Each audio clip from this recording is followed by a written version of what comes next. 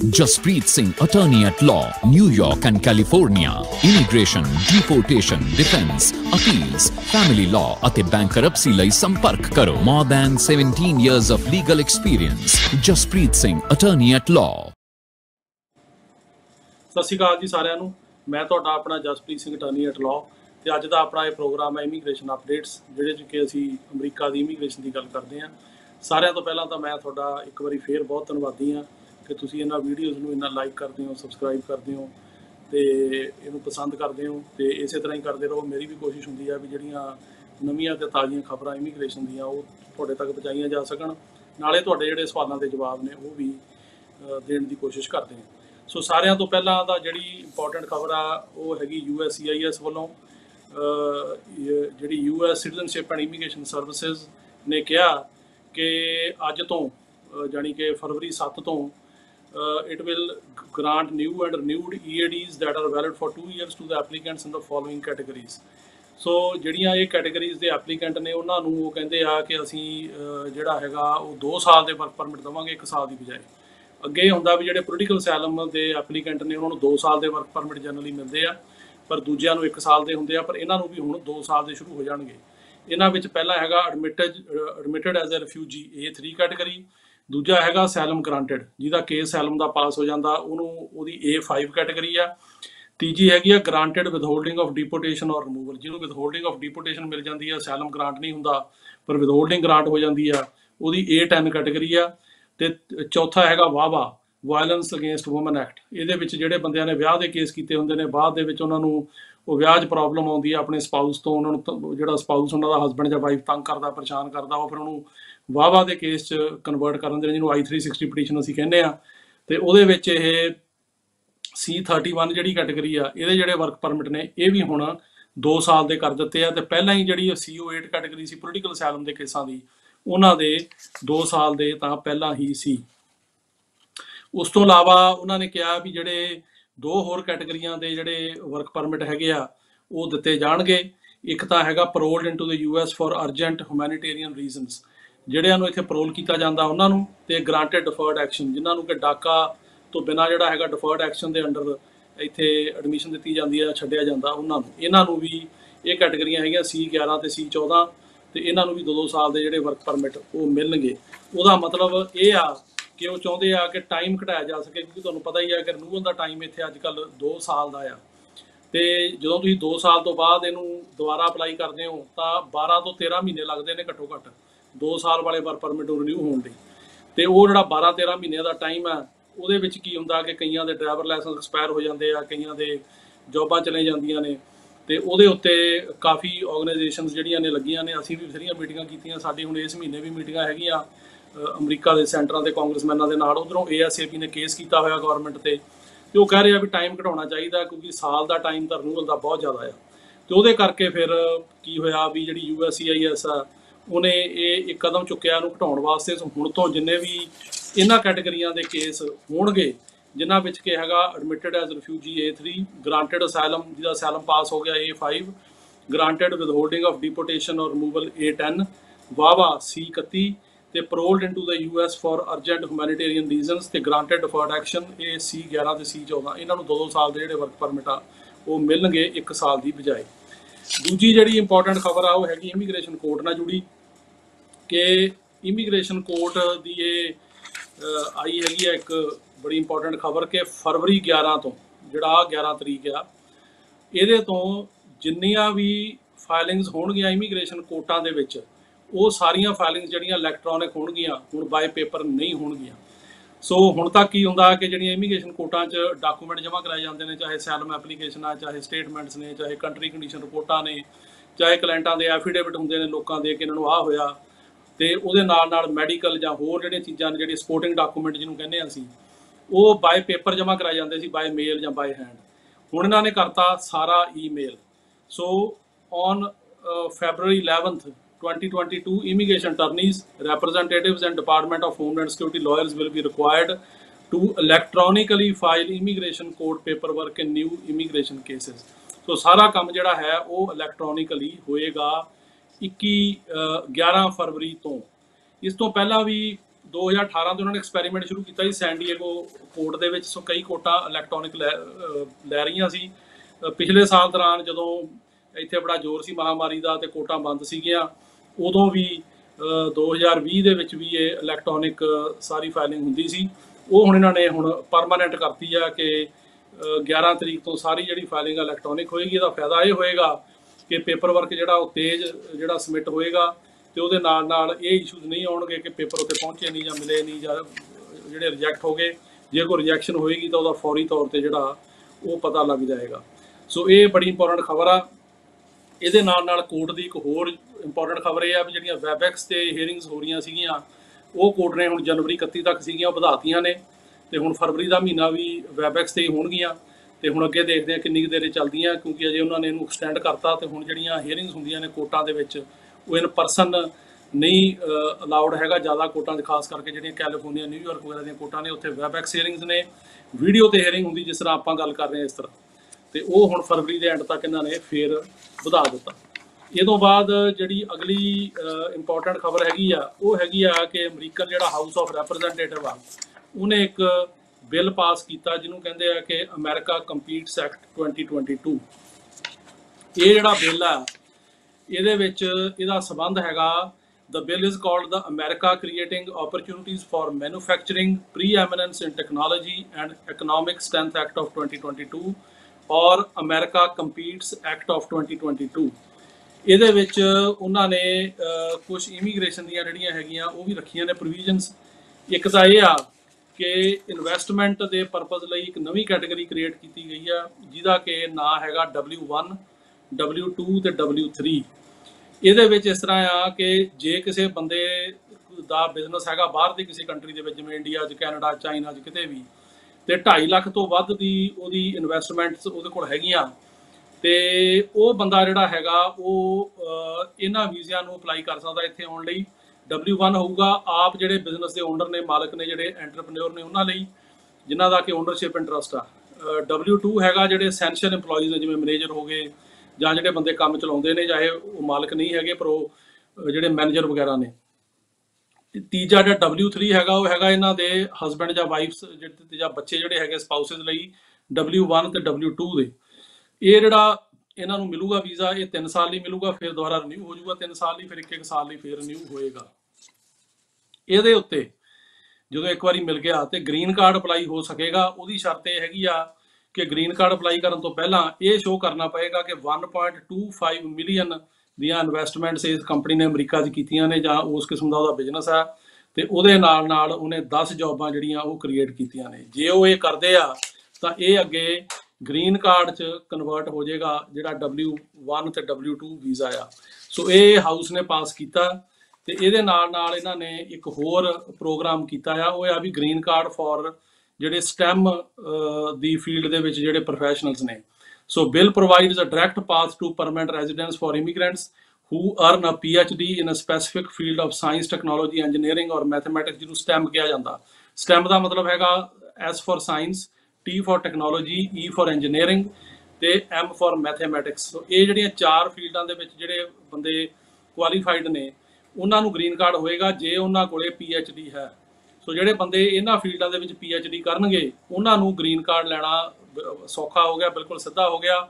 ਤੇ ਉਹਦੇ ਵਿੱਚ ਇਹ ਆ ਵੀ ਜਿਹੜੇ ਵੀ ਬੰਦੇ, ਚਾਹੇ ਤਾਂ ਉਹਨਾਂ ਨੇ PhD ਬਾਹਰ ਕੀਤੀ ਹੈ ਜਾਂ ਇੱਥੇ ਕੀਤੀ ਆ ਅਮਰੀਕਾ ਦੇ ਵਿੱਚ ਆ ਕੇ, ਉਹਨਾਂ ਨੂੰ ਜਿਹੜਾ ਹੈਗਾ ਉਹ ਗ੍ਰੀਨ ਕਾਰਡ ਦੇ ਰਸਤੇ ਤੇ ਉਹ ਮਤਲਬ ਪੈ ਜਾਣਗੇ ਤੇ ਉਹ ਲੈ ਸਕਣਗੇ, ਕਿਉਂਕਿ ਅਮਰੀਕਾ ਦੇ ਵਿੱਚ ਕਾਫੀ ਸ਼ਾਰਟੇਜ ਹੈਗੀ ਆ।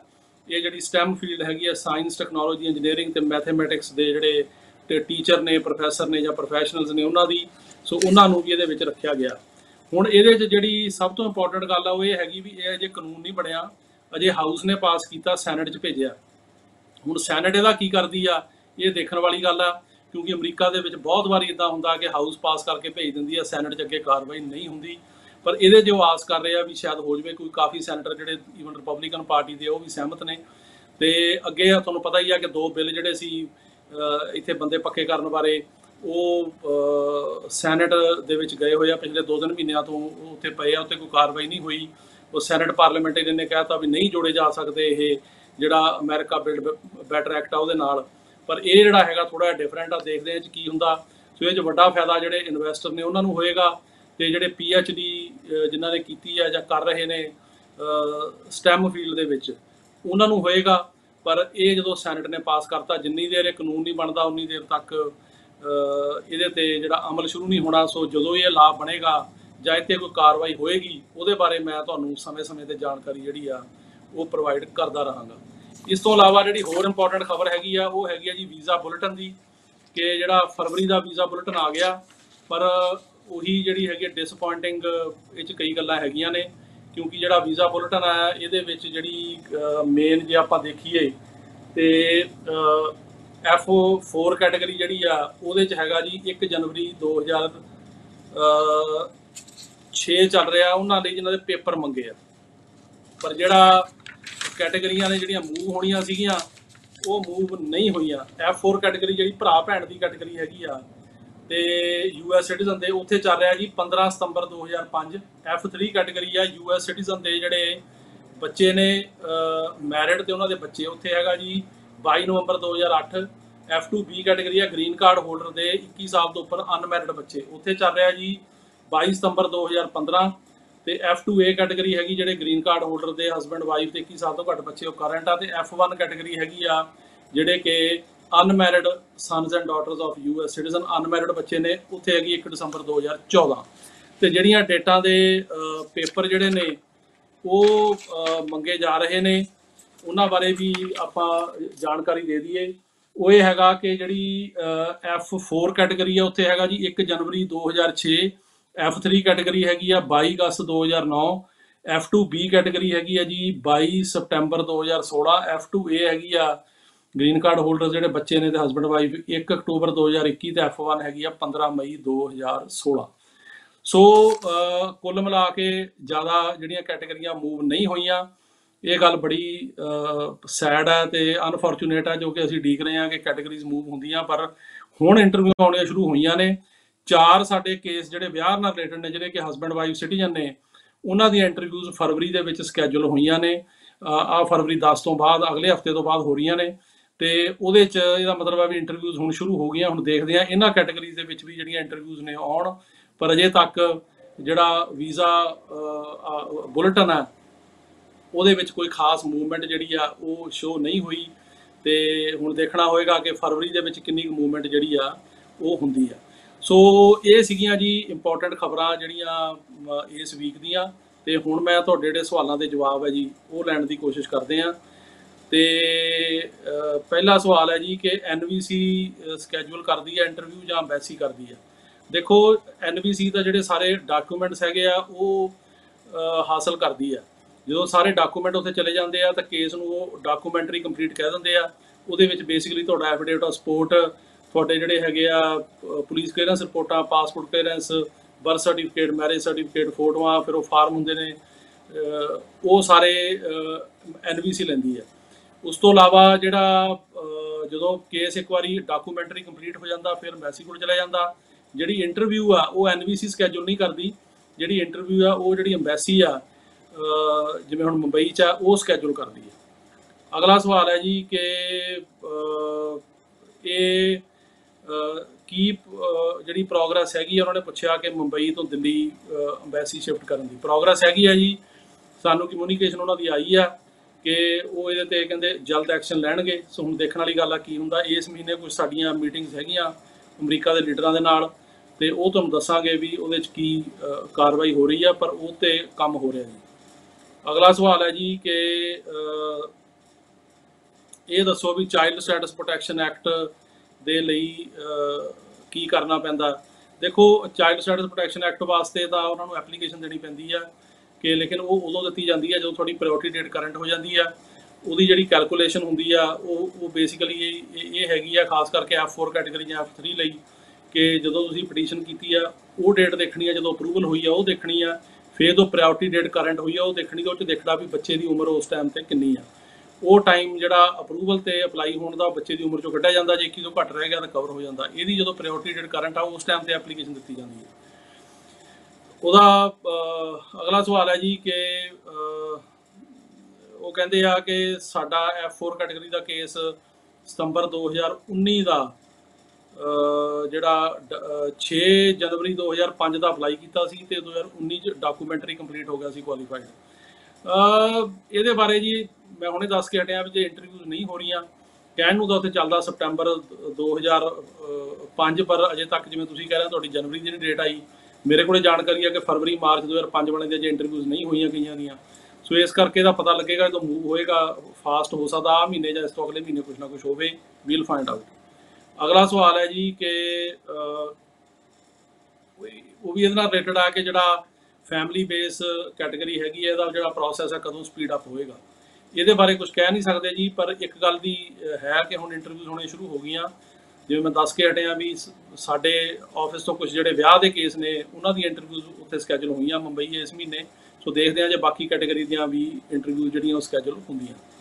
ਅਗਲਾ ਸਵਾਲ ਹੈ ਜੀ ਕਿ ਉਹ ਇਹ ਕਹਿ ਰਹੇ ਆ ਕਿ ਮੈਂ ਯੂ ਵੀਜ਼ਾ 2018 ਚ ਅਪਲਾਈ ਕੀਤਾ ਸੀਗਾ, ਬਾਇਓਮੈਟ੍ਰਿਕ ਹੋ ਗਏ ਤੇ ਮੇਰਾ ਕੇਸ ਪਹਿਲਾਂ ਸੈਲਮ ਦਾ ਫੇਲ ਹੋਇਆ ਤੇ ਇਹ ਹੁਣ ਮੈਂ ਅੱਛਾ ਡਿਪੋਰਟ ਹੋ ਗਿਆ ਸੀ। ਇਹਦੇ ਚ ਇੱਦਾਂ ਹੈ ਜੀ ਕਿ ਕੋਈ ਪੱਕਾ ਸ਼ੋਰ ਨਹੀਂ ਹੈਗਾ ਕਿ ਜੇ ਤੁਹਾਡਾ ਯੂ ਵੀਜ਼ਾ ਕੁਆਲੀਫਾਈ ਹੁੰਦਾ ਤੁਹਾਨੂੰ ਉੱਥੋਂ ਡੈਪੂਟੇਸ਼ਨ ਟੁੱਟੇਗੀ, ਫਿਰ ਤੁਹਾਨੂੰ ਅਪਲਾਈ ਕਰਨਾ ਪਏਗਾ ਕਿ ਮੈਨੂੰ ਉੱਧਰੋਂ ਵੀਜ਼ਾ ਅਵੇਲੇਬਲ ਹੋ ਗਿਆ ਐਮਬੈਸੀ ਦੇ ਵਿੱਚ ਤੇ ਉਹ ਜਿਹੜੇ ਹੈਗੇ ਤੁਹਾਨੂੰ ਵੀਜ਼ਾ ਦੇ ਸਕਦੇ ਆ। ਪਰ ਅਜੇ ਇਹਦਾ ਕੁਝ ਨਹੀਂ ਹੋਣਾ, ਜਦੋਂ ਤੁਹਾਡਾ ਜਿਹੜਾ ਹੈਗਾ ਉਹ ਯੂ ਵੀਜ਼ੇ ਦੀ ਅਪਰੂਵਲ ਆਏਗੀ ਉਸ ਤੋਂ ਬਾਅਦ ਇਹ ਪ੍ਰੋਸੈਸ ਸ਼ੁਰੂ ਹੋ ਸਕਦਾ। ਅਗਲਾ ਸਵਾਲ ਹੈ ਜੀ ਕਿ ਉਹ ਕਹਿੰਦੇ ਨੇ ਕਿ ਮੇਰੇ ਸਿਸਟਰ ਇਨ ਲਾਅ ਨੇ ਅਪਲਾਈ ਕੀਤਾ ਸੀ F4 ਕੈਟਾਗਰੀ 'ਚ, ਮੈਂ ਸਟੂਡੈਂਟ ਵੀਜ਼ਾ ਅਪਲਾਈ ਕਰ ਸਕਦਾ। ਦੇਖੋ ਇਸ ਤਰ੍ਹਾਂ ਹੈ ਕਿ ਸਟੂਡੈਂਟ ਵੀਜ਼ਾ ਤੁਸੀਂ ਅਪਲਾਈ ਕਰ ਸਕਦੇ ਹੋ, ਪਰ ਜੇ ਤੁਸੀਂ ਇੱਕ ਵਾਰੀ ਇਮੀਗ੍ਰੈਂਟ ਵੀਜ਼ਾ ਪਟੀਸ਼ਨ ਅਪਲਾਈ ਕੀਤੀ ਹੈ ਜਾਂ ਉਹਦੇ ਬੈਨੀਫੀਸ਼ਰੀ ਹੋ, ਉਹ 'ਚ ਕੋਈ ਜ਼ਰੂਰੀ ਨਹੀਂ ਵੀ ਤੁਹਾਨੂੰ ਸਟੂਡੈਂਟ ਵੀਜ਼ਾ ਮਿਲੇ, ਕਿਉਂਕਿ ਉਹਦੇ ਵਿੱਚ ਜਿਹੜੀ ਮਤਲਬ ਗੌਰਮੈਂਟ ਆ ਉਹਨੂੰ ਇਹ ਇੰਟੈਂਟ ਲੱਗਦੀ ਹੈ ਵੀ ਇਹਨਾਂ ਨੇ ਤਾਂ ਇੱਥੇ ਰਹਿਣਾ। ਸੋ ਕਰ ਸਕਦੇ ਹੋ, ਤੁਹਾਨੂੰ ਮੈਂਸ਼ਨ ਕਰਨਾ ਪਏਗਾ ਵੀ ਹਾਂ ਸਾਡੀ ਇਮੀਗ੍ਰੈਂਟ ਜਿਹੜੀ ਪਟੀਸ਼ਨ ਹੋਈ ਆ, ਪਰ ਕੋਈ ਜ਼ਰੂਰੀ ਨਹੀਂ ਵੀ ਤੁਹਾਨੂੰ ਸਟੂਡੈਂਟ ਵੀਜ਼ਾ ਉਹਦੇ 'ਚ ਮਿਲੇਗਾ। ਅਗਲਾ ਸਵਾਲ ਹੈ ਜੀ ਕਿ ਅਸੀਂ ਤੁਹਾਡੇ ਨਾਲ ਕੋਈ ਕੇਸ ਡਿਸਕਸ ਕਰਨਾ ਚਾਹੁੰਦੇ ਆ ਤਾਂ ਕਿੱਦਾਂ ਕਰੀਏ? ਜ਼ਿਆਦਾ ਤੁਸੀਂ ਮੇਰੇ ਦਫ਼ਤਰਾਂ 'ਚ ਆ ਜਾਓ, ਜੇ ਨਿਊਯਾਰਕ ਹੈਗਾ ਤਾਂ ਉੱਥੇ, ਜੇ ਕੈਲੀਫੋਰਨੀਆ ਤਾਂ ਇੱਥੇ ਉੱਥੇ ਦਾ ਨੰਬਰ ਆ 7185338444, ਦੂਜਾ ਹੈਗਾ 510 ਕੈਲੀਫੋਰਨੀਆ ਦਾ 65764444। ਜਾਂ ਫਿਰ ਤੁਸੀਂ ਮੈਨੂੰ ਜੇ ਫੋਨ ਕਰਨਾ ਤਾਂ ਮੇਰਾ ਆੜਾ ਨੰਬਰ ਆ 917915 ਵਾਲਾ ਨੰਬਰ ਜਿਹੜਾ ਹੈਗਾ 4142, ਇੱਥੇ ਤੁਸੀਂ ਮੈਨੂੰ ਟੈਕਸਟ ਕਰ ਦਿਓ ਜਾਂ ਈਮੇਲ ਕਰ ਦਿਓ, ਮੈਂ ਤੁਹਾਨੂੰ ਕਾਲ ਬੈਕ ਕਰੂੰਗਾ। ਅਗਲਾ ਸਵਾਲ ਹੈ ਜੀ ਕਿ ਯੂ ਵੀਜ਼ੇ ਦਾ ਕਹਿੰਦੇ ਅਸੀਂ ਅਪਲਾਈ ਕੀਤਾ ਸੀਗਾ ਦਸੰਬਰ 16 ਦੇ ਵਿੱਚ ਤੇ ਕਿੰਨਾ ਟਾਈਮ ਲੱਗੂ? ਇਹਨੂੰ ਕਾਫੀ ਟਾਈਮ ਲੱਗਦਾ, ਜਿਹਦੇ ਵੀਜ਼ਾ ਨੰਬਰ ਬਹੁਤ ਘੱਟ ਨੇ ਤੇ ਇਸ ਕਰਕੇ ਇਹਨੂੰ ਟਾਈਮ ਕਾਫੀ ਲੱਗਦਾ। ਸੋ ਦੇਖੋ ਕਿੰਨਾ ਟਾਈਮ ਲੱਗਦਾ, ਹੋ ਸਕਦਾ ਇਹਨੂੰ ਹੋਰ ਜਿਹੜਾ ਹੈਗਾ ਉਹ ਸਾਲ 2 ਸਾਲ ਲੱਗਣ ਤੁਹਾਡੇ। ਤੇ ਅਗਲਾ ਸਵਾਲ ਹੈ ਜੀ ਕਿ ਸਾਡੇ ਸਾਰੇ ਡਾਕੂਮੈਂਟ ਸਬਮਿਟ ਹੋ ਗਏ ਨੇ, ਕਿੰਨਾ ਟਾਈਮ ਹੋਰ ਲੱਗੂਗਾ?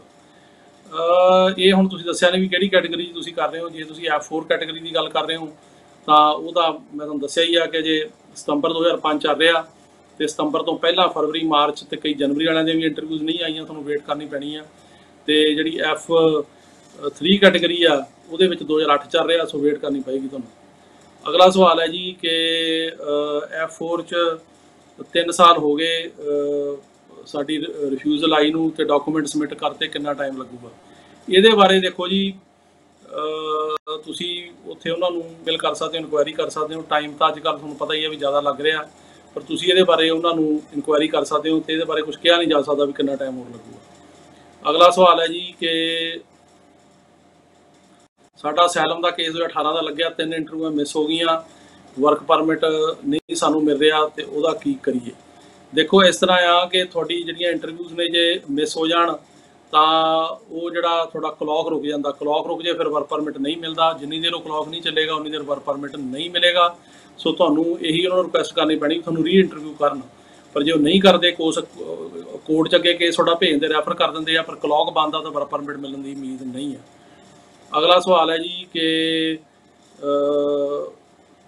F4 ਕੈਟਾਗਰੀ ਦੇ ਵਿੱਚ ਅਪਲਾਈ ਕੀਤਾ 2013 'ਚ ਇਟਲੀ ਤੋਂ, ਹੁਣ ਸਾਨੂੰ ਇਟਾਲੀਅਨ ਸਿਟੀਜ਼ਨਸ਼ਿਪ ਮਿਲ ਗਈ ਹੈ, ਸਾਨੂੰ ਕੁਝ ਅਪਡੇਟ ਕਰਨਾ ਚਾਹੀਦਾ ਹੈ, ਸਾਨੂੰ ਦੱਸੋ। ਹਾਂਜੀ, ਤੁਸੀਂ ਉਹਨਾਂ ਨੂੰ ਜਿਹੜੇ ਹੈਗੇ ਆਪਣੇ ਸਿਟੀਜ਼ਨਸ਼ਿਪ ਦੇ ਪੇਪਰ ਜਿਹੜੇ ਹੈਗੇ ਉਹ ਭੇਜੋ ਤੇ ਉਹਦੇ ਬਾਅਦ ਤੁਹਾਡਾ ਉਹ ਫਿਰ ਉਹਨਾਂ ਨੂੰ ਇਨਫੋਰਮ ਕਰ ਦਿਓ ਵੀ ਅਸੀਂ ਉੱਥੇ ਵੀਜ਼ਾ ਲੈਣਾ। ਅਗਲਾ ਸਵਾਲ ਹੈ ਜੀ ਕਿ ਮੈਂ ਅਮਰੀਕਾ ਆਸਟ੍ਰੇਲੀਆ ਤੋਂ ਆਉਣਾ ਚਾਹੁੰਦਾ, ਮੈਂ ਸਟੂਡੈਂਟ ਵੀਜ਼ੇ ਤੇ ਹਾਂ, ਮੈਥ ਇਨ ਪਬਲਿਕ ਹੈਲਥ, ਮਾਸਟਰਸ ਇਨ ਪਬਲਿਕ ਹੈਲਥ ਕਰ ਰਹੇ ਹਾਂ ਤੇ ਇਹਦੇ ਬਾਰੇ ਮੈਨੂੰ ਤੁਸੀਂ ਜਵਾਬ ਦਿਓ। ਦੇਖੋ ਇਸ ਤਰ੍ਹਾਂ ਜੀ ਕਿ स्टूडेंट वीजे तो ते तुसीं आस्ट्रेलिया तो अमरीका आउणा, सब तो पहलां तुहानूं एडमिशन लैनी पैनी आ। फिर तुहानूं I-20 फार्म चाहिदा उस कॉलेज या उस यूनीवर्सिटी तो जिथे एडमिशन मिलती, क्योंकि हरेक यूनीवर्सिटी स्टूडेंट वीजे लिए स्पॉन्सर नहीं करती। वो I-20 फार्म लो तो उहदे नाल तुसीं फिर अपलाई करो। तुहानूं ये शो करना पैना भी तुहाडे कोल मीनस हैगे आ, तुहाडे कोल इनकम या पैसे हैगे आ उत्थे पढ़न दे जां लॉजिंग बोर्डिंग दे, जां कोई एफिडेविट ऑफ सपोर्ट देवे बंदा जिहड़ा अमरीकन सिटीजन है, ग्रीन कार्ड होल्डर आ। फिर थोड़ी इंटरव्यू होएगी एम्बैसी, जो अप्रूव करते तुहानूं स्टूडेंट वीज़ा मिल सकदा। सो पहला प्रोसैस तो यही है भी तुसीं इत्थे एडमिशन लैके किते ना किते शुरू करो। एडमिशन उत्थे लो जिहड़े कि तुहानूं I-20 इशू करदे आ। अगला सवाल है जी कि साडा ਅਸੀਂ ਮਾਈਨਰ ਬੱਚੇ ਦਾ ਅਪਲਾਈ ਕੀਤਾ ਸੀਗਾ ਸਤੰਬਰ 20 ਚ, ਤੇ ਉਹਦੇ ਨਾਲ ਅਸੀਂ 16 ਤੋਂ ਰਹਿ ਰਹੇ ਹਾਂ, ਤੇ ਬੱਚਾ ਇੱਥੇ ਅਮਰੀਕਾ ਦੇ ਵਿੱਚ ਹੈਗਾ, ਤੇ ਇਹਨੂੰ ਕਿੰਨਾ ਟਾਈਮ ਲੱਗੂਗਾ ਅੱਗੇ। ਇਹ ਦੇਖੋ ਜੇ ਇੱਥੇ ਬੱਚਾ ਹੈਗਾ, ਤੁਸੀਂ ਇਹਦੇ ਵਾਸਤੇ ਤੁਹਾਨੂੰ ਗਾਰਡੀਅਨਸ਼ਿਪ ਜਾਂ ਸਿਜ ਦਾ ਕੇਸ ਕਰਨਾ ਪੈਣਾ। ਸੋ ਗਾਰਡੀਅਨਸ਼ਿਪ ਦਾ ਕੇਸ ਕਰੋ, ਉਹ ਕਰਕੇ ਤੁਹਾਨੂੰ ਫਿਰ ਜਿਹੜੀ ਕੋਰਟ ਹੈਗੀ ਆ ਉਹ ਪਹਿਲਾਂ ਗਾਰਡੀਅਨਸ਼ਿਪ ਦਊਗੀ। ਜਿੱਥੇ ਫੈਮਿਲੀ ਮੈਟਰ ਜਾਂਦੇ ਨੇ ਉਹ ਕੋਰਟ ਹੁੰਦੀ ਹੈ ਆਮ ਤੌਰ 'ਤੇ ਇਹ, ਤੇ ਉਸ ਤੋਂ ਬਾਅਦ ਫਿਰ ਇਮੀਗ੍ਰੇਸ਼ਨ ਦੇ ਵਿੱਚ I-360 ਪਟੀਸ਼ਨ ਤੇ ਗ੍ਰੀਨ ਕਾਰਡ ਕੀਤਾ ਜਾਂਦਾ। ਤੁਸੀਂ ਇਹਦੇ ਬਾਰੇ ਡਿਟੇਲ 'ਚ ਪੁੱਛਣ ਲਈ ਮੈਨੂੰ ਫੋਨ ਕਰ ਲਿਓ 9179154142। ਅਗਲਾ ਸਵਾਲ ਹੈ ਜੀ ਕਿ ਮੇਰੀ ਫਾਈਲ I-130 ਦੀ 2019 ਚ ਲਾਈ ਸੀ ਪਰ ਅਪਰੂਵਲ ਨਹੀਂ ਆਈ, ਕਿੰਨਾ ਟਾਈਮ ਲੱਗੂਗਾ? ਇਹਨੂੰ ਟਾਈਮ ਲੱਗ ਰਿਹਾ ਜੀ ਅੱਜ ਕੱਲ੍ਹ ਤਕਰੀਬਨ 2.5 ਸਾਲ ਲੱਗ ਰਹੇ ਆ। ਸੋ ਹੁਣ ਆਹ ਸਾਲ 'ਚ ਆਉਣੀ ਚਾਹੀਦੀ ਆ, ਪਰ ਜੇ ਮੈਂ ਇਹ ਕਲੀਅਰ ਨਹੀਂ ਦੱਸ ਸਕਦਾ ਵੀ ਕਿੰਨਾ ਟਾਈਮ ਹੋਰ ਲੱਗੂਗਾ। ਹੋ ਸਕਦਾ 2 ਮਹੀਨੇ ਲੱਗਣ, 4 ਲੱਗਣ, 6 ਲੱਗਣ।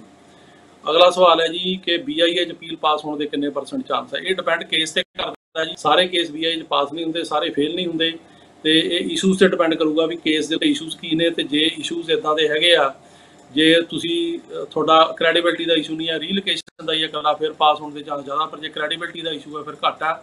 ਇਹ ਕੇਸ ਟੂ ਕੇਸ ਹੈ, ਤੁਹਾਡਾ ਕੇਸ ਦੇਖ ਕੇ ਪਤਾ ਲੱਗ ਸਕਦਾ। ਅਗਲਾ ਸਵਾਲ ਹੈ ਜੀ ਕਿ ਮੈਰਿਜ ਕੇਸ ਵਿੱਚ ਵਰਕ ਪਰਮਿਟ ਤੇ ਟਰੈਵਲ ਡਾਕੂਮੈਂਟ ਰਿਨਿਊ ਲਈ ਅਪਲਾਈ ਕੀਤਾ ਸੀ, ਤੇ ਮੈਂ ਵੇਟ ਕਰ ਰਿਹਾ 16 ਮਹੀਨੇ ਹੋ ਗਏ, ਇਹਨੂੰ ਟਾਈਮ ਨਹੀਂ ਆਇਆ। ਇਹਦੀ ਤੁਹਾਨੂੰ ਇਨਕੁਆਇਰੀ ਕਰਨੀ ਚਾਹੀਦੀ ਹੈ ਜੀ। ਇਹਦਾ ਅੱਜ ਕੱਲ੍ਹ ਕਾਫੀ ਇਹਨੂੰ ਟਾਈਮ ਲੱਗ ਰਿਹਾ, ਤੇ ਤੁਸੀਂ ਇਹਦੀ ਜਿਹੜੀ ਹੈਗੀ ਆ ਉਹ ਇਨਕੁਆਇਰੀ ਜਿਹੜੀ ਉਹ ਕਰੋ, ਕਿਉਂਕਿ ਟਾਈਮ ਤਾਂ ਲੱਗ ਰਿਹਾ ਪਰ ਜ਼ਿਆਦਾ ਟਾਈਮ ਹੋ ਗਿਆ। ਇੰਨਾ ਟਾਈਮ ਆਮ ਤੌਰ 'ਤੇ ਲੱਗਣਾ ਨਹੀਂ ਚਾਹੀਦਾ। ਅਗਲਾ ਸਵਾਲ ਹੈ ਜੀ ਕਿ F2A ਦੀਆਂ ਇੰਟਰਵਿਊਜ਼ ਨਹੀਂ ਆ ਰਹੀਆਂ, ਤੇ ਕਿਉਂ ਨਹੀਂ ਆ ਰਹੀਆਂ? ਹਾਂਜੀ ਬਿਲਕੁਲ ਠੀਕ ਹੈ, ਨਹੀਂ ਆ ਰਹੀਆਂ। ਹੋਣਾ ਸ਼ੁਰੂ ਹੋਈਆਂ ਵਿਆਹ ਦੇ ਕੇਸਾਂ ਦੀਆਂ ਡੇਟਾਂ, ਪਰ ਉਹ ਸਿਟੀਜ਼ਨ ਦੇ ਜਿਹੜੇ ਮੈਰਿਜ ਦੇ ਕੇਸ ਉਹਨਾਂ ਦੇ ਸ਼ੁਰੂ ਹੋਈਆਂ। F2A ਬਾਰੇ ਅਜੇ ਆਪਾਂ ਕਹਿ ਨਹੀਂ ਸਕਦੇ ਕਿ ਕਦੋਂ ਹੁਣ ਸ਼ੁਰੂ ਹੋਣਗੀਆਂ। ਅਗਲਾ ਸਵਾਲ ਹੈ ਜੀ ਕਿ ਇਹ ਦੱਸੋ ਕਿ ਜੇ 7 ਸਾਲ ਦਾ ਬੱਚਾ ਫੈਮਿਲੀ ਦੇ ਨਾਲ ਬਾਰਡਰ ਕ੍ਰਾਸ ਕਰਕੇ ਆ ਜਾਂਦਾ ਤਾਂ ਅਸਾਈਲਮ ਉਹਨੂੰ ਕਿੰਨੀ ਦੇਰ 'ਚ ਮਿਲ ਜਾਏਗਾ? ਪਹਿਲੀ ਗੱਲ ਤਾਂ ਇਹ ਜੀ ਕਿ ਇਸ ਤਰੀਕੇ ਨਾਲ ਆਉਣਾ ਜਿਹੜਾ ਹੈਗਾ ਉਹਨੂੰ ਮੈਂ ਠੀਕ ਨਹੀਂ ਸਮਝਦਾ। ਜੋ ਤੁਸੀਂ ਬਾਰਡਰ ਕ੍ਰਾਸ ਕਰਕੇ ਆਉਣੇ ਇਲੀਗਲ ਆ, ਗਲਤ ਆ। ਇਸ ਤਰੀਕੇ ਨਾਲ ਅਮਰੀਕਾ ਦੇ ਵਿੱਚ ਨਹੀਂ ਆਉਣਾ ਚਾਹੀਦਾ, ਤੇ ਕਿਉਂਕਿ ਤੁਹਾਡੀ ਜਾਨ ਨੂੰ ਵੀ ਖਤਰਾ ਹੋ ਸਕਦਾ, ਵੈਸੇ ਵੀ ਗੈਰ ਕਾਨੂੰਨੀ ਆ। ਪਰ ਜਿਹੜੇ ਬੰਦੇ ਆਉਂਦੇ ਆ ਉਹਨਾਂ ਦਾ ਪ੍ਰੋਸੀਜਰ ਇਹ ਹੈਗਾ ਕਿ ਉਹਨਾਂ ਨੂੰ 72 ਘੰਟੇ ਦੇ ਵਿੱਚ ਜਿਹੜਾ ਗਰੰਟਰ ਆ ਕੋਈ ਬਾਹਰ, ਜਿਹੜਾ ਕੋਈ ਸਿਟੀਜ਼ਨ ਗ੍ਰੀਨ ਕਾਰਡ ਹੋਲਡਰ ਜ਼ਿੰਮੇਵਾਰੀ ਚੁੱਕਦਾ, ਉਹਦੀ ਕਸਟਡੀ 'ਚ ਭੇਜ ਦਿੰਦੇ ਆ। ਬਿਆਨ ਵਗੈਰਾ ਵੀ ਨਹੀਂ ਹੁੰਦੇ, ਤੇ ਉਹਨਾਂ ਨੂੰ ਫਿਰ ਜਿਹੜਾ ਹੈਗਾ ਉਹ ਕੇਸ ਆਪਣਾ ਇੱਥੇ ਫਾਈਲ ਕਰਨਾ ਪੈਂਦਾ ਇਮੀਗ੍ਰੇਸ਼ਨ ਜੱਜ ਕੋਲ, ਕੋਰਟਾਂ 'ਚ। ਤੇ ਉਹਨੂੰ ਤਕਰੀਬਨ ਅੱਜ ਕੱਲ੍ਹ ਇਹਨਾਂ ਨੇ ਫਾਸਟ ਕਰਤਾ ਟਰੈਕ, ਸਾਲ ਦੇ ਵਿੱਚ ਉਹਦਾ ਫੈਸਲਾ ਹੁੰਦਾ। ਕਿਉਂਕਿ ਜਿਹੜੇ ਹੁਣ ਆ ਰਹੇ ਨੇ ਬਾਰਡਰ ਕ੍ਰਾਸ ਕਰਕੇ, ਉਹਨਾਂ ਦਾ ਇਹਨਾਂ ਨੇ ਸਿਸਟਮ ਇਹ ਕਰਤਾ ਵੀ 1 ਸਾਲ ਦੇ ਵਿੱਚ ਫੈਸਲਾ ਕਰੋ, ਤੇਜ਼ ਫੈਸਲਾ ਹੋਵੇ, ਉਹਦੇ ਕਰਕੇ ਫੈਸਲਾ ਹੋ ਸਕਦਾ। ਬਾਕੀ ਤਾਂ ਜਿਹੜੀ ਸਿਚੁਏਸ਼ਨ ਹੈਗੀ ਆ ਉਹ ਚੇਂਜ ਵੀ ਹੁੰਦੀ ਰਹਿੰਦੀ ਆ। ਫਿਲਹਾਲ ਇਹ ਆ, ਹੁਣ ਅੱਗੇ ਨੂੰ ਅਗਲੇ ਮਹੀਨੇ ਨੂੰ 2 ਨੂੰ 3 ਨੂੰ ਕੀ ਹੋਊਗਾ ਇਹਦੇ ਬਾਰੇ ਅਜੇ ਕੁਝ ਕਹਿ ਨਹੀਂ ਸਕਦੇ। ਅਗਲਾ ਸਵਾਲ ਹੈ ਜੀ ਕਿ ਮੇਰੇ ਹਸਬੈਂਡ ਦਾ ਫਿੰਗਰਪ੍ਰਿੰਟ ਹੋਏ ਸੀਗੇ, ਵਰਕ ਪਰਮਿਟ ਮਿਲ ਗਿਆ, ਇੰਟਰਵਿਊ ਡੇਟ ਨਹੀਂ ਆਈ, ਤੇ 2020 'ਚ ਕੇਸ ਲਗਾਇਆ ਸੀ। ਦੇਖੋ ਇਸ ਤਰ੍ਹਾਂ ਆ ਕਿ ਅਸਾਈਲਮ ਕੇਸ ਦੀ ਤੁਸੀਂ ਗੱਲ ਕਰ ਰਹੇ ਹੋ, ਤੇ ਕਈ ਕੇਸਾਂ ਦੀਆਂ ਇੰਟਰਵਿਊਜ਼ ਆ ਜਾਂਦੀਆਂ ਨੇ, ਕਈਆਂ ਦੇ ਨਹੀਂ ਆਉਂਦੀਆਂ। ਖਾਸ ਕਰਕੇ ਅਸਾਈਲਮ ਆਫਿਸ ਜਦੋਂ ਅਸੀਂ ਕੇਸ ਕਰਦੇ ਹਾਂ, ਪਰ ਇੰਟਰਵਿਊ ਕਢਾਈ ਜਾ ਸਕਦੀ ਆ। ਸੋ ਜੇ ਤੁਹਾਡਾ ਕੋਈ ਲਾਇਰ ਹੈਗਾ ਉਹਨੂੰ ਕਹੋ, ਨਹੀਂ ਫਿਰ ਤੁਸੀਂ ਸਾਡੇ ਨਾਲ ਸੰਪਰਕ ਕਰੋ, ਅਸੀਂ ਇੰਟਰਵਿਊ ਦੀ ਡੇਟ ਕਢਾਉਣ ਦੀ ਕੋਸ਼ਿਸ਼ ਕਰ ਸਕਦੇ ਹਾਂ। ਲੇਕਿਨ ਆਪਣੇ ਆਪ ਕਈਆਂ ਦੀ ਡੇਟ ਆ ਜਾਂਦੀ ਹੈ, ਕਈਆਂ ਦੀ ਨਹੀਂ ਆਉਂਦੀ। ਸੋ ਜੇ ਵਰਕ ਪਰਮਿਟ ਮਿਲ ਗਿਆ ਤਾਂ ਡੇਟ ਵਗੈਰਾ ਜਿਹੜੀ ਆ ਉਹ ਕਢਾਉਣ ਦੀ ਕੋਸ਼ਿਸ਼ ਕੀਤੀ ਜਾ ਸਕਦੀ ਹੈ। ਅਗਲਾ ਸਵਾਲ ਹੈ ਜੀ ਕਿ F4 ਕੈਟੇਗਰੀ ਦੇ ਵਿੱਚ ਅਪ੍ਰੈਲ 2020 ਦੇ ਵਿੱਚ ਡਾਕੂਮੈਂਟ ਕੰਪਲੀਟ ਹੋ ਗਏ ਸੀ, ਇੰਟਰਵਿਊ ਕਦੋਂ ਆ ਸਕਦੀ ਹੈ? ਇਹ ਵੇਟ ਕਰ ਰਹੇ ਹਾਂ ਜੀ ਅਸੀਂ ਵੀ ਇੰਟਰਵਿਊਜ਼ ਦੀਆਂ, ਪਰ ਅਜੇ ਤੱਕ ਤਾਂ ਇੰਟਰਵਿਊ ਜਿਹੜੀਆਂ ਹੈਗੀਆਂ ਉਹ ਸਕੈਜੂਲ ਨਹੀਂ ਹੋਈਆਂ, ਤੇ ਹੁਣ ਦੇਖਦੇ ਹਾਂ ਵੀ ਕਦੋਂ ਕੁ ਉਮੀਦ ਹੈਗੀ ਆ। ਤੇ ਅਗਲੇ ਮਹੀਨੇ, ਹੁਣ ਆਹ ਮਹੀਨੇ ਪਤਾ ਲੱਗੂਗਾ ਵੀ ਜੇ ਕੁਝ ਇੰਟਰਵਿਊ ਹੋਈਆਂ। ਹੁਣ ਵਿਆਹ ਦੀਆਂ ਤਾਂ ਹੋਣ ਲੱਗੀਆਂ, ਦੂਜਿਆਂ ਦਾ ਜੇ ਪਤਾ ਨਹੀਂ। ਅਗਲਾ ਸਵਾਲ ਹੈ ਜੀ ਕਿ F2A ਦੀਆਂ ਇੰਟਰਵਿਊਜ਼ ਬਾਰੇ ਵੀ ਦੱਸੋ। ਮੈਂ ਦੱਸ ਕੇ ਹਟਿਆ ਜੀ। F2A ਬੇਸਿਕਲੀ ਜਿਹੜੀ ਹੈ ਕੈਟਾਗਰੀ, ਉਹ ਗ੍ਰੀਨ ਕਾਰਡ ਹੋਲਡਰ ਦੇ ਹਸਬੈਂਡ ਵਾਈਫ ਤੇ 21 ਸਾਲ ਤੋਂ ਘੱਟ ਬੱਚਿਆਂ ਦੀ ਆ, ਉਹਨਾਂ ਦੀਆਂ ਇੰਟਰਵਿਊਜ਼ ਨਹੀਂ ਹੋ ਰਹੀਆਂ। ਤੇ ਹੁਣ ਆਉਂਦੇ ਸਮੇਂ 'ਚ ਦੇਖਾਂਗੇ ਵੀ ਜੇ ਕੋਈ ਹੋਏਗੀ ਤਾਂ ਮੈਂ ਜਾਣਕਾਰੀ ਦਿਆਂਗਾ। ਅਗਲਾ ਸਵਾਲ ਹੈ ਜੀ ਕਿ ਉਹ ਕਹਿ ਰਹੇ ਨੇ ਕਿ ਜੇ ਕੋਈ ਬੰਦਾ ਮੈਕਸੀਕੋ ਰਾਹੀਂ ਅਮਰੀਕਾ ਆ ਜਾਵੇ ਤੇ ਉਹਦੀ ਉਮਰ 20 ਸਾਲ ਦੀ ਆ, ਤੇ ਉਹ ਕਿੰਨਾ ਟਾਈਮ ਲੱਗੂਗਾ ਉਹਨੂੰ ਅਸੈਲਮ ਕਰਨ ਦੇ ਵਿੱਚ, ਤੇ ਕੀ ਉਹ ਗਾਰਡੀਅਨਸ਼ਿਪ ਦਾ ਕੇਸ ਕਰ ਸਕਦਾ। ਦੇਖੋ, ਮੈਂ ਕਹਿ ਕੇ ਪਹਿਲਾਂ ਹੀ ਹਟਿਆ ਵੀ ਇਸ ਤਰੀਕੇ ਲਈ ਜਿਹੜਾ ਆਉਣਾ ਉਹ ਗਲਤ ਆ। ਜੋ ਤੁਸੀਂ ਬਾਰਡਰ ਕ੍ਰਾਸ ਕਰਕੇ ਆਉਂਦੇ ਹੋ ਗੈਰ ਕਾਨੂੰਨੀ ਆ, ਸੋ ਇਹਦੀ ਮੈਂ ਕੋਈ ਸਪੋਰਟ ਨਹੀਂ ਕਰਦਾ। ਪਰ ਫਿਰ ਵੀ ਜਿਹੜੇ ਤੁਸੀਂ ਜਾਣਕਾਰੀ ਪੁੱਛਦੇ ਹੋ ਇੱਦਾਂ ਵੀ ਜਿਹੜੇ 18 ਸਾਲ ਤੋਂ ਵੱਡੀ ਉਮਰ ਦੇ ਆਉਂਦੇ, ਜਿਵੇਂ ਤੁਸੀਂ 20 ਸਾਲ ਦੇ ਹੋ, ਤੁਹਾਡੀ ਇੰਟਰਵਿਊ ਹੋ ਸਕਦੀ ਆ। ਸੋ ਕਈਆਂ ਦੀ ਉਹ ਇੰਟਰਵਿਊ ਕਰਦੇ ਉਹਨਾਂ ਨੂੰ ਕੈਂਪ 'ਚ ਭੇਜ ਦਿੰਦੇ ਆ। ਜੇ ਬਿਆਨ ਫੇਲ ਹੋ ਜਾਣ ਤਾਂ ਉੱਥੇ ਡੈਪੂਟੇਸ਼ਨ ਲੱਗ ਜਾਂਦੀ ਹੈ। ਜੇ ਪਾਸ ਹੋ ਜਾਣ ਤਾਂ ਤੁਹਾਨੂੰ ਬਾਹਰ ਕੱਢ ਦਿੰਦੇ ਨੇ ਬੌਂਡ 'ਤੇ, ਜਾਂ ਆਈਸ ਪਰੋਲ ਕਰ ਦਿੰਦੀ ਹੈ। ਕਈਆਂ ਦੀ ਇੰਟਰਵਿਊ ਵੀ ਨਹੀਂ ਹੁੰਦੀ, ਉਹਨਾਂ ਨੂੰ ਉੱਦਾਂ ਹੀ ਗਰੰਟਰ ਦੇ ਕੋਲ ਛੱਡ ਦਿੰਦੇ, ਬਿਆਨ ਬਾਅਦ 'ਚ ਹੁੰਦੇ ਆ। ਤੇ ਇਹਨਾਂ ਨੇ ਹੁਣ ਕਰਤਾ ਵੀ ਜਿਹੜੇ ਇੱਦਾਂ ਆਉਂਦੇ ਆ ਉਹਨਾਂ ਦੀ 1 ਸਾਲ ਦੇ ਵਿੱਚ ਜਿਹੜਾ ਹੈਗਾ ਉਹ ਡਿਸੀਜਨ ਹੋਏਗਾ। ਗਾਰਡੀਅਨਸ਼ਿਪ ਵਾਸਤੇ ਜਿਹੜੀ ਉਮਰ ਹੈ ਉਹ 21 ਸਾਲ ਤੋਂ ਘੱਟ ਹੋਣੀ ਚਾਹੀਦੀ ਹੈ ਕੇਸ ਲਾਉਣ ਲਈ। ਪਹਿਲਾਂ ਕੇਸ ਉਹ ਸੁਪੀਰੀਅਰ ਕੋਰਟ, ਜਿੱਥੇ ਕਿ ਫੈਮਿਲੀ ਕੋਰਟ ਆ, ਡਿਵੋਰਸ ਵਗੈਰਾ ਦੇ ਕੇਸ ਚੱਲਦੇ, ਉੱਥੇ ਲੱਗਦਾ। ਉਸ ਤੋਂ ਬਾਅਦ ਫਿਰ I-360 ਪਟੀਸ਼ਨ ਕਰਨੀ ਪੈਂਦੀ, ਗ੍ਰੀਨ ਕਾਰਡ ਅਪਲਾਈ ਕਰਨਾ ਪੈਂਦਾ, ਉਹ ਬਾਅਦ ਦੇ ਵਿੱਚ ਉੱਥੇ ਜਾਂਦਾ। ਅਗਲਾ ਸਵਾਲ ਹੈ ਜੀ ਕਿ I-360 R1 ਤੇ ਅਪਲਾਈ ਕੀਤਾ ਸੀ, ਕਿੰਨਾ ਟਾਈਮ ਲੱਗਦਾ। 10 ਮਹੀਨੇ ਹੋ ਗਏ ਇਹਨੂੰ। ਟਾਈਮ ਲੱਗੇਗਾ ਜੀ। ਅੱਜ ਕੱਲ੍ਹ ਸਾਰੀ ਕੈਟੇਗਰੀਆਂ ਜੀ ਟਾਈਮ ਕਾਫੀ ਲੱਗ ਰਿਹਾ, ਤੇ ਸਾਲ ਤੋਂ ਉੱਤੇ ਟਾਈਮ ਲੱਗ ਰਿਹਾ। ਤੁਹਾਨੂੰ ਵੇਟ ਕਰਨੀ ਪੈਣੀ ਆ, ਤੇ ਜੇ ਤੁਸੀਂ ਇਨਕੁਆਇਰੀ ਕਰਨੀ ਆ ਤੁਸੀਂ ਇਨਕੁਆਇਰੀ ਕਰ ਸਕਦੇ ਹੋ। ਅਗਲਾ ਸਵਾਲ ਹੈ ਜੀ ਕਿ F3 ਕੇਸ ਡਾਕੂਮੈਂਟਰੀ ਕੰਪਲੀਟ ਹੋ ਗਿਆ, ਸਾਨੂੰ NVC ਤੋਂ ਆਈ ਸੀ ਈਮੇਲ ਕਿ ਸਾਨੂੰ ਫੀਸਾਂ ਵਗੈਰਾ ਸਾਰੇ ਮਿਲ ਗਈਆਂ, 2 ਮਹੀਨੇ ਵੇਟ ਕਰੋ। ਹਾਂਜੀ, 2 ਮਹੀਨੇ ਦੇ ਲੈਟਰ ਆ ਰਹੇ ਨੇ। ਇਹ ਕਾਫੀ ਲੋਕਾਂ ਨੂੰ 2 ਮਹੀਨੇ ਦੇ ਲੈਟਰ ਆ ਰਹੇ ਆ ਬਾਰ-ਬਾਰ, ਤੇ ਉਹ ਵੇਟ ਹੀ ਕਰਨੀ ਪੈਣੀ ਆ, ਕਿਉਂਕਿ ਜਦੋਂ ਇੱਕ ਵਾਰ ਡਾਕੂਮੈਂਟਰੀ ਕੰਪਲੀਟ ਹੋ ਜਾਂਦਾ ਫਿਰ 2 ਮਹੀਨੇ ਉਹ ਕਰਕੇ ਲਮਕਾਈ ਜਾਂਦੇ ਆ ਉਹਨੂੰ। ਤੇ ਜੋ ਕਿ ਅਨਫੋਰਚੂਨੇਟ ਆ, ਉਹਨਾਂ ਨੂੰ ਇੰਟਰਵਿਊ ਦੇਣੀ ਚਾਹੀਦੀ ਹੈ, ਪਤਾ ਨਹੀਂ ਕਿਉਂ ਨਹੀਂ ਕਰ ਰਹੇ ਇੰਟਰਵਿਊਜ਼। ਤੇ ਇਸ ਕਰਕੇ ਇਹਨਾਂ ਸਾਰਿਆਂ ਦੀ, ਜਿਨ੍ਹਾਂ ਦੀ ਖਾਸ ਕਰਕੇ ਪ੍ਰਾਇਓਰਟੀ ਡੇਟ ਕਰੰਟ ਆ, ਤੇ ਉਹਨਾਂ ਦੀ ਇੰਟਰਵਿਊ ਜ਼ਰੂਰ ਹੋਣੀ ਚਾਹੀਦੀ ਹੈ। ਤੁਹਾਨੂੰ ਵੇਟ ਹੀ ਕਰਨਾ ਪੈਣਾ, ਹੋਰ ਇਹਦੇ 'ਚ ਕੋਈ ਰਸਤਾ ਨਹੀਂ। ਅਗਲਾ ਸਵਾਲ ਹੈ ਜੀ ਕਿ F3 ਕੈਟਾਗਰੀ 2009 'ਚ ਲੱਗਿਆ ਸੀ, ਕਿੰਨਾ ਟਾਈਮ ਲੱਗੂਗਾ। ਅਜੇ 2008 'ਚ ਚੱਲ ਰਿਹਾ ਜੀ। ਅਜੇ ਇਸ ਹਿਸਾਬ ਨਾਲ ਸਾਲ 1.5 ਸਾਲ ਹੋਰ ਲੱਗ ਸਕਦਾ। ਬਾਕੀ ਦੇਖੋ ਜਦੋਂ ਇੰਟਰਵਿਊ ਸਟਾਰਟ ਹੋਣਗੀਆਂ ਫਿਰ ਪਤਾ ਲੱਗੇਗਾ। ਅਗਲਾ ਸਵਾਲ ਹੈ ਜੀ ਕਿ ਅਸੈਲਮ ਗ੍ਰੀਨ ਕਾਰਡ ਦਾ ਕੀ ਪ੍ਰੋਸੈਸ ਹੈ। ਜਿਹੜਾ ਅਸੈਲਮ ਗ੍ਰੀਨ ਕਾਰਡ ਹੈ ਜੀ, ਉਦੋਂ ਅਸੈਲਮ ਕਿਸੇ ਦਾ ਪਾਸ ਹੋ ਜਾਂਦਾ, 1 ਸਾਲ ਬਾਅਦ ਬੰਦਾ ਅਪਲਾਈ ਕਰ ਸਕਦਾ ਉਹਨੂੰ ਅੱਜ ਕੱਲ੍ਹ 2.5 ਸਾਲ 2 ਤੋਂ 2.5 ਸਾਲ ਲੱਗ ਰਹੇ ਨੇ, ਮਿਨੀਮਮ ਜ਼ਿਆਦਾ ਵੀ ਲੱਗ ਸਕਦੇ ਆ। ਸੋ ਇੰਨਾ ਕੁ ਟਾਈਮ ਲੱਗ ਜਾਂਦਾ ਆਉਣ ਲਈ। ਅਗਲਾ ਸਵਾਲ ਹੈ ਜੀ ਕਿ ਮੇਰਾ ਉਹ ਕਹਿੰਦੇ ਡਿਵੋਰਸ ਕੇਸ ਚੱਲ ਰਿਹਾ ਕੋਰਟ ਦੇ ਵਿੱਚ, ਤੇ ਮੈਂ USA ਦਾ ਟੂਰਿਸਟ ਵੀਜ਼ਾ ਅਪਲਾਈ ਕਰ ਸਕਦਾ। ਹਾਂਜੀ, ਕੋਈ ਵੀ ਕਰ ਸਕਦਾ ਟੂਰਿਸਟ ਵੀਜ਼ਾ। ਤਾਂ ਉਹਨਾਂ ਨੇ ਬੇਸਿਕਲੀ ਇਹ ਦੇਖਣਾ ਹੁੰਦਾ ਕਿ ਤੁਸੀਂ ਮੁੜ ਕੇ ਆਓਗੇ ਕਿ ਨਹੀਂ। ਜੇ ਉਹ ਸੈਟਿਸਫਾਈਡ ਹੋ ਜਾਣ ਕਿ ਤੁਸੀਂ ਮੁੜ ਕੇ ਆਓਗੇ ਵਾਪਸ, ਤੇ ਫਿਰ ਤੁਹਾਨੂੰ ਉਹ ਵੀਜ਼ਾ ਦੇ ਸਕਦੇ ਆ, ਉਹ 'ਚ ਕੋਈ ਪ੍ਰੋਬਲਮ ਨਹੀਂ। ਅਗਲਾ ਸਵਾਲ ਹੈ ਜੀ ਕਿ ਸਰ ਬਿਨਾਂ ਗਰੰਟੀ ਦੇ ਬਿਨਾਂ ਬੇਲ ਮਿਲ ਸਕਦੀ ਹੈ ਕਿ ਨਹੀਂ। ਇਹ ਪੁੱਛ ਰਹੇ ਨੇ ਕਿ ਜੇ ਕੋਈ ਬੰਦਾ ਬਾਰਡਰ ਕ੍ਰਾਸ ਕਰਕੇ ਆਉਂਦਾ ਤਾਂ ਉਹਨੂੰ ਜੇ ਗਰੰਟੀ ਕੋਈ ਨਾ ਹੋਵੇ ਜਾਂ ਗਰੰਟਰ ਨਾ ਹੋਵੇ ਤਾਂ ਬੇਲ ਮਿਲਣ ਦੀ ਕਿੰਨੀ ਉਮੀਦ ਹੈ। ਦੇਖੋ, ਇਹਦੇ ਵਿੱਚ ਗਰੰਟਰ ਦੀ ਲੋੜ ਪੈਂਦੀ ਆ। ਸੋ ਬਿਨਾਂ ਗਰੰਟਰ ਤੋਂ ਚਾਂਸ ਘੱਟ ਹੈ, ਤੇ ਗਰੰਟਰ ਵੀ ਗ੍ਰੀਨ ਕਾਰਡ ਹੋਲਡਰ ਸਿਟੀਜ਼ਨ ਹੋਣਾ ਚਾਹੀਦਾ, ਤੇ ਉਹਦੇ ਬਿਨਾਂ ਉਮੀਦ ਜਿਹੜੀ ਆ ਉਹ ਘੱਟ ਹੈ ਬੇਲ ਹੋਣ ਦੀ। ਅਗਲਾ ਸਵਾਲ ਹੈ ਜੀ ਕਿ ਬੌਂਡ ਕਿੰਨਾ ਕੁ ਪੈਂਦਾ। ਇਹਦੇ ਬਾਰੇ ਕੁਝ ਕਲੀਅਰ ਨਹੀਂ ਹੈ। ਕਈਆਂ ਨੂੰ ਤਾਂ ਬੌਂਡ ਪੈਂਦਾ ਹੀ ਨਹੀਂ ਜੀ ਅੱਜ ਕੱਲ੍ਹ, ਕਈਆਂ ਨੂੰ ਤਾਂ ਉੱਦਾਂ ਹੀ ਉਹ ਜਿਹੜਾ ਹੈਗਾ ਉਹ ਛੱਡ ਦਿੰਦੇ ਆ ਗਰੰਟਰ ਦੀ, ਤੇ ਕਈਆਂ ਨੂੰ ਬੌਂਡ ਪੈਂਦਾ। ਜਿਹਨਾਂ ਨੂੰ ਪੈਂਦਾ, ਕਈਆਂ ਨੂੰ 15,000 ਦਾ ਵੀ ਹੋਇਆ, ਕਈਆਂ ਨੂੰ 10,000 ਦਾ ਵੀ ਹੋਇਆ, ਡਿਪੈਂਡ ਕਰਦਾ। ਪਰ ਜ਼ਿਆਦਾ ਲੋਕਾਂ ਨੂੰ ਬੌਂਡ ਨਹੀਂ ਹੁੰਦਾ। ਉਹ ਗਰੰਟਰ ਦੀ ਜਿਹੜੀ ਕਸਟਡੀ ਆ ਉਹਦੇ 'ਚ ਉੱਦਾਂ ਜਿਹੜੀ ਆਈਸ ਵਾਲੇ ਹੈਗੇ, ਇਮੀਗ੍ਰੇਸ਼ਨ ਵਾਲੇ ਆਪ ਹੀ ਛੱਡ ਦਿੰਦੇ ਆ। ਅਗਲਾ ਸਵਾਲ ਹੈ ਜੀ ਕਿ R1 ਵੀਜ਼ੇ ਦੀ ਇੰਟਰਵਿਊ ਕਦੋਂ ਦਿੱਲੀ 'ਚ ਖੁੱਲ੍ਹ ਰਹੀਆਂ ਨੇ। ਅਜੇ ਕਲੀਅਰ ਨਹੀਂ ਜੀ। ਸਾਡੀ ਕੋਸ਼ਿਸ਼ ਤਾਂ ਹੈਗੀ ਵੀ ਦਿੱਲੀ ਦੇ ਵਿੱਚ ਖੁੱਲ੍ਹਣ, ਪਰ ਅਜੇ ਇਹਦੇ ਬਾਰੇ ਅਸੀਂ ਅਜੇ ਕੁਝ ਨਹੀਂ ਕਰ ਸਕਦੇ। ਇਹਨੂੰ ਹੁਣ ਟਾਈਮ ਲੱਗੂਗਾ। ਮੈਂ ਦੱਸੂਗਾ ਜਿਵੇਂ ਜਿਵੇਂ ਕੋਈ ਆਉਂਦੇ ਦਿਨਾਂ ਦੇ ਵਿੱਚ ਮੇਰੇ ਕੋਲ ਹੋਰ ਜਾਣਕਾਰੀ ਹੋਏਗੀ। ਅਗਲਾ ਸਵਾਲ ਹੈ ਜੀ ਕਿ ਮੈਂ ਗ੍ਰੀਨ ਕਾਰਡ ਹੋਲਡਰ ਹਾਂ। ਮੈਂ ਨਵੰਬਰ 20 'ਚ ਆਪਣੇ ਸਪਾਊਸ ਦਾ ਕੇਸ I-130 ਅਪਲਾਈ ਕੀਤਾ ਸੀ। ਰਿਕੁਆਇਰਡ ਡਾਕੂਮੈਂਟ ਚਲੇ ਗਏ, ਫੀਸਾਂ ਵੀ ਦੇ ਦਿੱਤੀਆਂ, ਤੇ ਅਜੇ ਤੱਕ ਮੈਨੂੰ ਉਸ ਤੋਂ ਬਾਅਦ ਕੋਈ ਲੈਟਰ ਨਹੀਂ ਆਈ। ਇਹ ਟਾਈਮ ਲੱਗੂਗਾ ਜੀ, ਤੁਸੀਂ ਵੇਟ ਕਰੋ, ਕਿਉਂਕਿ ਅੱਜ ਕੱਲ੍ਹ ਕਾਫੀ ਡੇਟ ਜਿਹੜੀ ਹੈਗੀ ਆ ਉਹ ਟਾਈਮ ਲੱਗ ਰਿਹਾ। 2 ਤੋਂ 2.5 ਸਾਲ ਦਾ ਟਾਈਮ ਹੈ ਇਹਦਾ। ਸੋ ਤੁਸੀਂ ਜੇ ਨਵੰਬਰ 2020 'ਚ ਕੀਤਾ ਤਾਂ ਅੱਜ ਕੱਲ੍ਹ ਮਿਨੀਮਮ ਅਪਰੂਵਲ ਦਾ 2 ਸਾਲ ਦਾ ਟਾਈਮ ਹੈਗਾ, ਤੁਹਾਨੂੰ ਵੇਟ ਕਰਨੀ ਪੈਣੀ ਹੈ ਜੀ। ਅਗਲਾ ਸਵਾਲ ਹੈ ਜੀ ਕਿ ਸਟੂਡੈਂਟ ਵੀਜ਼ਾ F1 ਤੇ ਗਿਆ ਸੀ ਬੇਟਾ ਜਨਵਰੀ 22 'ਚ, ਲੇਕਿਨ ਪੜ੍ਹਾਈ ਨਹੀਂ ਕਰਨੀ ਚਾਹੁੰਦਾ, ਕੇਸ ਲਾਉਣਾ ਚਾਹੁੰਦਾ। ਦੇਖੋ, ਇਸ ਤਰ੍ਹਾਂ ਵੀ ਸਟੂਡੈਂਟ ਤੇ ਜਾਓ, ਤੁਹਾਨੂੰ ਪੜ੍ਹਨਾ ਪੈਂਦਾ, ਨਹੀਂ ਵਾਪਸ ਮੁੜਨਾ ਪਏਗਾ। ਤੇ ਜੇ ਉਹਨੂੰ ਕੋਈ ਉੱਥੇ ਸਮੱਸਿਆ ਹੈਗੀ ਆ, ਵਾਪਸ ਜਾਣ 'ਚ ਪ੍ਰੋਬਲਮ ਹੈਗੀ ਆ, ਤਾਂ ਉਹ ਇੱਥੇ ਕਰ ਸਕਦਾ ਕੇਸ। ਮੇਰੇ ਨਾਲ ਕੰਟੈਕਟ ਕਰ ਲਿਓ, ਉਹ ਮੈਂ ਡਿਟੇਲ ਸਮਝਾ ਦਿਆਂਗਾ। 9179154142। Thank you. ਅਗਲਾ ਸਵਾਲ ਹੈ ਜੀ ਕਿ F3 ਦੀ ਫਾਈਲ ਸੀ ਸਾਡੀ, ਤੇ ਇਹਨੂੰ ਦੱਸੋ ਜੀ ਕਿ ਕਿੰਨਾ ਟਾਈਮ ਲੱਗ ਰਿਹਾ। ਮੈਂ ਦੱਸ ਕੇ ਹਟਿਆ ਜੀ F3 ਦਾ 2008 ਚੱਲ ਰਿਹਾ, ਕੈਟੇਗਰੀਆਂ ਜੇ ਮੂਵ ਨਹੀਂ ਹੋਈਆਂ, ਇਹਨੂੰ ਕਾਫੀ ਟਾਈਮ ਲੱਗ ਰਿਹਾ। ਹੁਣ ਦੇਖਣ ਵਾਲੀ ਗੱਲ ਇਹ ਆ ਵੀ ਇਹਨੂੰ ਕਿੰਨਾ ਕੁ ਟਾਈਮ ਹੋਰ ਲੱਗੇਗਾ, ਇਹਦਾ ਹੁਣ ਜਿਹੜਾ ਸਮਾਂ ਦੱਸੇਗਾ ਕਿ ਕਿੰਨਾ ਕਿ ਇਹ ਫਾਸਟ ਹੁੰਦਾ। ਸੋ ਇਹ ਸੀ ਜੀ ਤੁਹਾਡੇ ਸਾਰੇ ਸਵਾਲਾਂ ਦੇ ਜਵਾਬ, ਤੇ ਉਮੀਦ ਆ ਕਿ ਤੁਹਾਨੂੰ ਪਸੰਦ ਆਏ ਹੋਣਗੇ। ਇਸੇ ਤਰ੍ਹਾਂ ਹੀ ਜਿਹੜੀ ਆਹ ਵੀਡੀਓ ਹੈ ਇਹਦੇ ਥੱਲੇ ਤੁਸੀਂ ਆਪਣੇ ਸਵਾਲਾਂ ਦੇ ਜਵਾਬ ਮੈਨੂੰ ਲਿਖ ਕੇ ਭੇਜੋ ਤੇ ਮੈਂ ਅਗਲੇ ਵੀਕ ਤੁਹਾਨੂੰ ਜਵਾਬ ਦੇਣ ਦੀ ਕੋਸ਼ਿਸ਼ ਕਰਾਂਗਾ। ਇਹਦੇ ਨਾਲ ਹੀ ਤੁਹਾਡੇ ਸਾਰਿਆਂ ਦਾ ਬਹੁਤ ਬਹੁਤ ਧੰਨਵਾਦ। ਸਤਿ ਸ਼੍ਰੀ ਅਕਾਲ। Jaspreet Singh, attorney at law, New York and California. Immigration, deportation, defense, appeals, family law ਅਤੇ bankruptcy ਲਈ ਸੰਪਰਕ ਕਰੋ। More than 17 years of legal experience. Jaspreet Singh, attorney at law.